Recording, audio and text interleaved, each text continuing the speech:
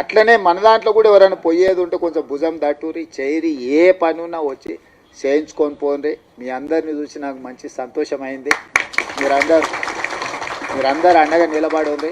ఒక సభ నేను మిమ్మల్ని అందరిని అడిగేది ఒకటే, నా కోసం కాదు, రాహుల్ గాంధీ గారు దీంట్లో పెద్ద ఎత్తున చేసిండు.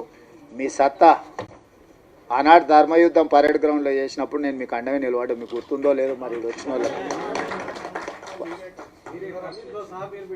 సరే, ఆ రోజు నేను వచ్చిన అట్లాంటిది ఈరోజు విజయోత్సవ సభ పెట్టుండ్రి. రాహుల్ గాంధీని దామన్న తీసుకొస్తాడు. ఎందుకంటే మనము కృతజ్ఞత చూపిస్తే ఆయనకు కూడా ఉత్సాహం వచ్చి ఇంకో 4 రాష్ట్రాలలో చేపిస్తాడు. ఎందుకంటే ఇప్పుడు కర్ణాటకలో మిగతా రాష్ట్రాలలో కూడా ఇది కొంచెం వాయిదా పడతా వస్తుంది.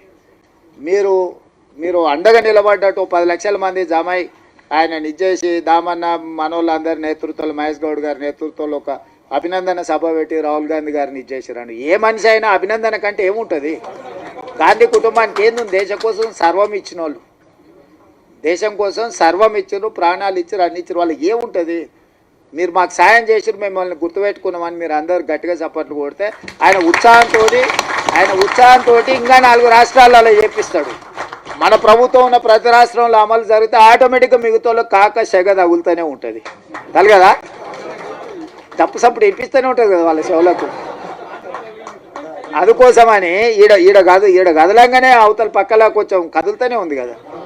ఆ పక్కన ఈ పక్కన ఆటోమేటిక్ అట్లా కదులుతుంది. అరే వీళ్ళంతా రాహుల్ గాంధీ అమ్మడు పోయేటట్టు ఉన్నారంటే భయానికైనా చేస్తారు.